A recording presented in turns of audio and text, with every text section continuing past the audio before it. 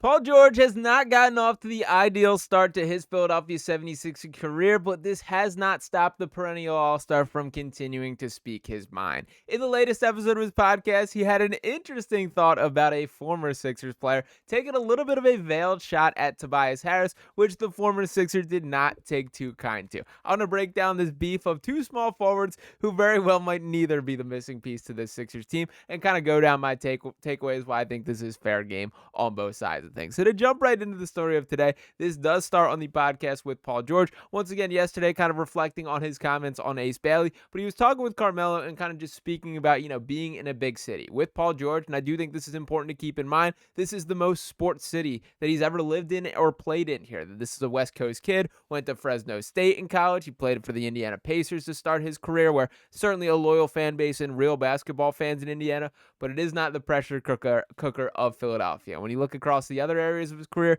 in Los Angeles, where I don't think there is quite the high intensity, especially when you're playing for the Clippers and not the Lakers out there. And of course, the Oklahoma City Thunder, not quite the high expectations that he was carrying when he came to Philadelphia. So he was sort of speaking openly about what it's been like and did tell a funny story. Of course, we remember when Paul George was trapped in Philly traffic after the Eagles didn't win the Super Bowl, and Paul George said that a Philly fan that spotted him in traffic in the middle of the Eagles parade shouted at him, "We could have kept Tobias if you're going to do this shit here." And that is what Paul George put on the table here. Now, our guy Tobias Harris chirped back at that, of course, that and to be fair to Paul George here, he did kind of walk it back on kind of like a no hate to Tobias. Like, this is obviously a situational thing, and did mention that it got him right after that. He went right home, picked up a basketball, started to dribble around a little bit, which is the type of response that I do want to see here. But Tobias took to social media himself to take a little bit of a shot here, posted himself smoking a nice cigar, driving in his car with a 4-27 after the parade here. That, of course, referring to the Sixers' record to close the season since that point. Now, if we are going to give the full context here, at that point in the season, the Sixers were directly trying to lose games there. To earn this third pick, which they did achieve, that was what they were expecting to do. But to be fair to Tobias here, all expectations coming into the season were them to be far better than that. Now, the Tobias Harris experience is something that everyone seems to have their different opinions on to this point. It felt like he was in Philadelphia for about 40 years here with that near max contract that he signed. Now, for Tobias Harris specifically here, my perception is this. It is unfair to him to hold the contract against him as often as the case. Is it true that directly harmed the Sixers' chances and that he was not the quality of player that contract commanded? Yes, that is absolutely true. But he didn't offer it himself. That if we're going to hold this against somebody, it should be against the Sixers front office. And again, to be fair to Tobias, I think for the most part that he was a guy who brought it every single night, competed, handled himself with professionalism, was a great locker room guy. He just was not the player that they needed him to be. Now, with that said, the last time we saw Tobias Harris in a uniform here, that let's not forget that ended in an elimination game in the hands of the New York Knicks, in which he scored 0 points and attempted 2 shots in 29 minutes of play. That is unacceptable, and that is why he is no longer here. And I am not going to remotely make the case that Tobias Harris is a better basketball player than Paul George. He's not. There has never been a day when that has been true, and I am confident we will get a better Paul George next year. But to take a look at them in contrast here, first let's start off with our guy Tobias, who of course hopped over to Detroit and had the same matchup and same fate against the New York Knicks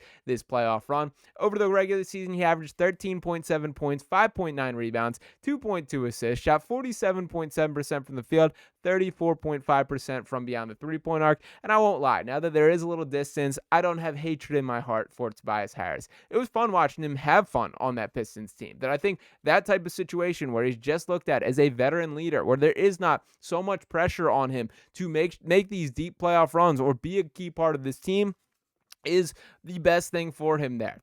He is, by all accounts, a great leader, a great locker room guy, and I think was necessary to that Detroit team, especially as all these players surrounding him, the Jaden Ivies, the Cade Cunninghams, this Asar Thompson, these youthful players that continue to develop, that's the core, not Tobias Harris. In Philadelphia, he was looked at as a part of the core, and that was a huge part of the problem here. Now, to touch on Paul George overall, do want to acknowledge what he did on the season and kind of talk about things moving forward here. Of course, 16 16.2 points per game, 5.3 rebounds, 4.3 assists, shot 43.0% from the field, 35.8% from beyond the three-point arc. You can make a legitimate argument this was the worst season of Paul George's career, putting up shooting splits since before he was the Paul George here. And relative to expectation, I think it was certainly the most underwhelming season of Paul George's career, but he's still not Tobias Harris here. And to give that direct comparison on kind of a side-by-side basis, did want to pull this up this year that they ultimately split their matchups together. Tobias out there for 73 games in contrast to the 41 that Paul George played.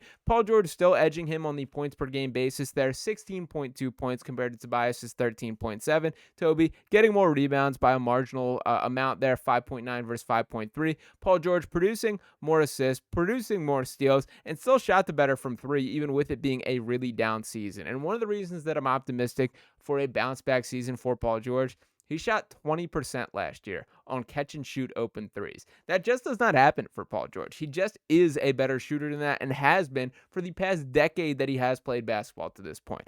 I'm giving him the benefit of the doubt that he did have an off year and can bounce back from this. And again, if we're going to call a spade here, he was brought here to be Robin. He was not brought to Philadelphia to be Batman, and his Batman was sitting there on the bench at a far more often rate than Paul George himself here. And again, the start to the season was brutal for Paul George, that he did suffer the bone bruise in preseason and then re-injured it in the regular season. Battling through, he revealed had a torn adductor that messed with, his ability to create separation. Then he was battling through a finger injury here.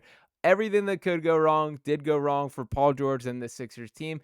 And we just got to kind of hope that it does go better next year. Now, this is not to fully excuse things for Paul. And honestly, I would probably tone down a little bit of these shots at this current point in time. I do think it was a funny story to tell and kind of set in his experience in Philadelphia. And man, Philly fans never change. I love everything about that story from the other side of things here. But to acknowledge Paul George's contract overall, that we are still in the early parts of it. That next season, making $51.6 million. $54.1 million the following year, and then a $56.58 million player option in 27-28. Yeah, I think he's going to pick that one up right there. Now, as far as the overall outlook from here, the thing that I will say about Paul George, and again, none of this matters. The perception of him will not change until the production does.